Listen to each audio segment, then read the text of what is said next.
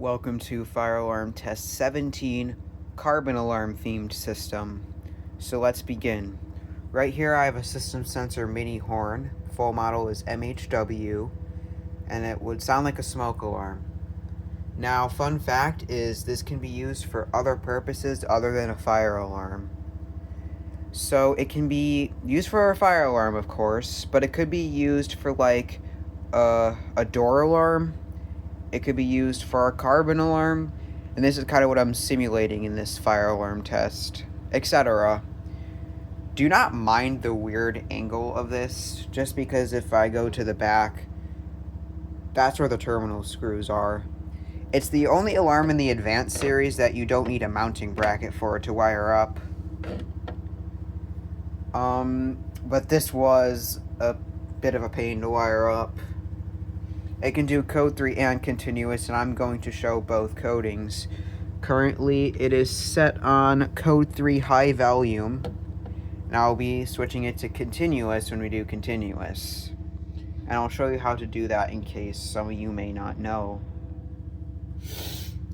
Anyways, one more thing is these are still in production today, believe it or not.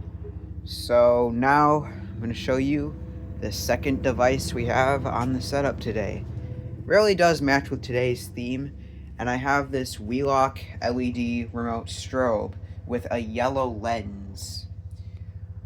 I kind of don't like these because the way they flash is very weird. It's a very slow fire alarm flash. The LED 3 series kind of fixed that issue, and then the Alexa series currently being produced today, you no longer see that issue. This is set on 15 candela, and this switch thingy here is how you change the candela. These are pretty easy to wire up, and before I sound these, if you have epilepsy, please don't watch this as this light will be flashing, and please turn your volume down as this will be pretty loud. Here we go.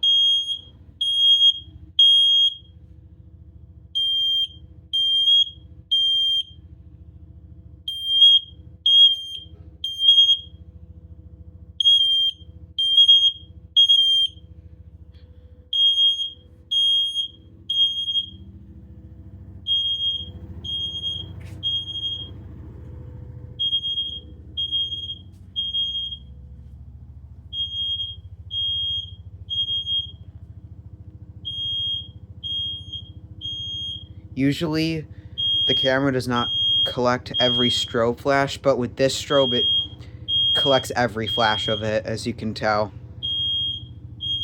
This strobe doesn't even make a noise compared to xenon strobes, which you hear that clicking noise with.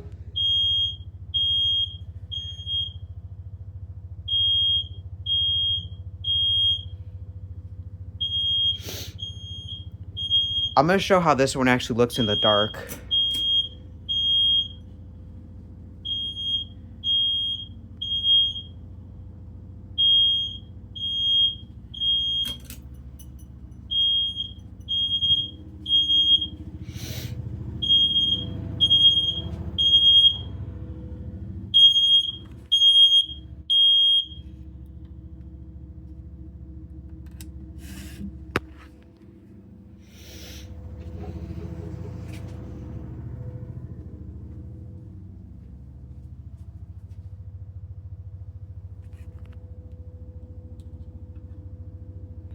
Alright.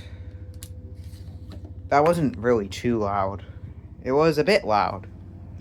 I'm going to kind of show you something interesting that the system sensor mini horn does. It kind of does continuous for half a second if it's set on code 3, which is a weird thing. I'll be right back. I'm just going to connect at least one of the alligator clips. So, sorry about my hand. I'll try demonstrating this. Oh, sorry. Hold on.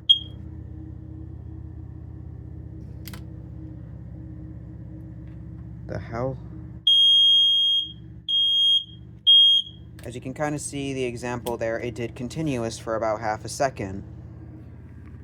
and that's a weird thing it does. Now, since I'm right here, right at the alarm, I'm going to show you how to change the coding. So you need a small flathead screwdriver, and you probably see this white dial here.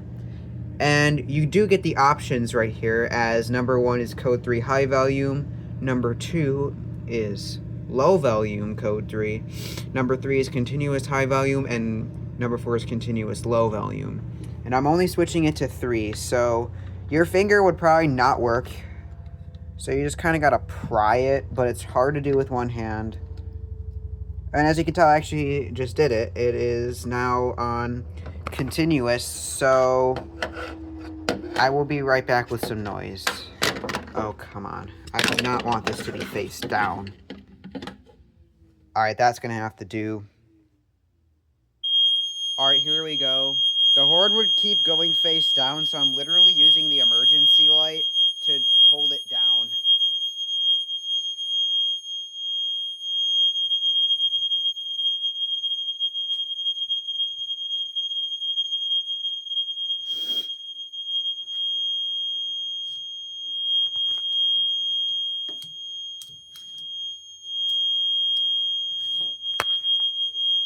What just happened is it turned off, but it accidentally turned back on for a second. But now it's off.